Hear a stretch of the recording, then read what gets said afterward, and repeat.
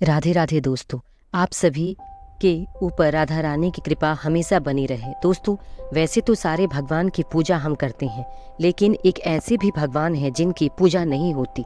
हम सभी अपने अपने आराध्य का पूजन करते हैं और उनके मंदिर भी लगभग हर क्षेत्र हर जगह होते हैं। लेकिन एक ऐसे भी भगवान हैं जिनकी पूजा नहीं होती, और होती भी है तो सिर्फ एक जगह, और वो जगह है राजस्थान में पुष्कर। जी हाँ, पुष्कर।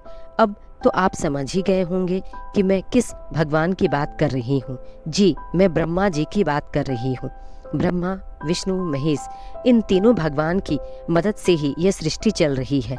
जैसा कि हमें पता है कि ब्रह्मा जी जीवों की संरचना करते हैं, विष्णु भगवान उन जीवों का पालन पोषण करते हैं, और भगवान शिव उन जीवों का संहार करते हैं, अर्थात विनाश करते हैं। इसलिए तो उन्हें हम सभी कालों के काल महाकाल कहते हैं। जो भगवान शिव के शरण में जाता है उसे काल भी नहीं छू सकता, अर्थात उसकी मृत्यु के रखवाले स्वयं भगवान शिव हो जाते हैं। दोस्तों, ऐसे ही ये तीनों भगवान मिलकर पृथ्वी की संरचना कर इस पृथ्वी के जीव, जानवर, मनुष्य सभी का पालन पोषण करते हुए इस संसार को चलाते हैं। इस पृथ्वी को चलाने में तीनों भगवान का योगदान बराबर है। तो फिर ऐसा क्या हुआ कि भगवान ब्रह्मा जी की पूजा नहीं की जाती? तो आइए मैं आज वो कारण बताती हूँ जिसकी वजह से भगवान ब्रह्मा जी की पूजा सभी जगह नहीं होती है।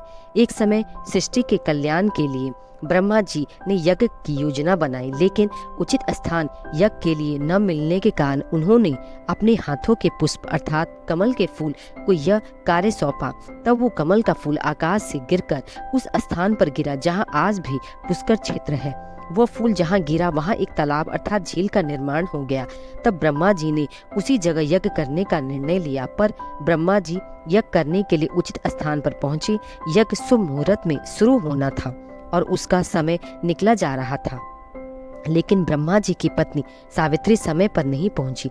सभी देवता वहां आ गए थे, पर सावित्री का पता नहीं था। इधर मुहूर्त निकल न जाए यह सोचकर ब्रह्मा जी ने नंदिनी गाय के मुख से माता गायत्री को प्रकट किया और उनसे विवाह कर यज्ञ को पूरा किया।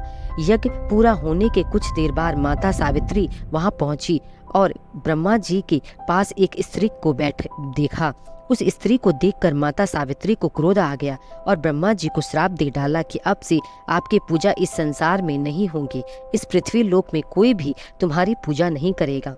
तब सब देवता माता सावित्री को समझाने लगे कि वह अपना श्राप वापस लेने का अनुरोध किया। तब माता सावित्री का क्रोध शांत होने पर माता सावित्री ने कहा कि पुष्कर को छोड़कर किसी भी स्थान पर ब्रह्मा जी की पूजा नहीं की जाएगी और न ही मंदिर बनेगा, और जो भी ऐसा करेगा उसका विनाश हो जाएगा। दोस्तों, उस श्राप के बाद से न तो ब्रह्मा जी की पूजा होती है, न तो पुष्कर छोड़कर कहीं भी उनका मंदिर नहीं है। ब्रह्मा जी ने उस पुष्कर झील के किनारे कार्तिक शुक्ल की एकादशी से लेकर पूर्णमासी तक यज्ञ किया था, जिसकी स्मृति अर्थात याद में अनादिकाल से यहाँ कार्तिक का मेला लगता आ रहा है। यहाँ विश्व में ब्रह्मा जी का एकमात्र प्राचीन मंदिर है। मंदिर के पीछे रत्नागिरी पहाड़ पर जमीन तल से 2359 फुट की ऊंचाई पर ब्रह्मा जी की पहली पत्नी माता सावित्री का मंदिर है। आज भी हर साल यहाँ कार्तिक का मेला लगता है, पुष्कर में मेला लगता है और ब्रह्मा जी की पूजा यहीं पर की जाती है। इसके अलावा न तो ब्रह्मा जी का कहीं मंदिर है और न ही उनकी पूजा की जाती है। तो दोस्तों, आप भी पुष्कर जाएं और माता सावित्री और ब्रह्मा जी का दर्शन करें। तो यह कारण है कि भगवान ब्रह्मा जी की पूजा सभी जगह नहीं की जाती है। दोस्तों, आपको मेरी यह कहानी कैसी लगी? अगर अच्छी लगी हो तो प्लीज़ मेरे चैनल को लाइक, शेयर और सब्सक्राइब करें। प्रेम से बोलिए राधे राधे।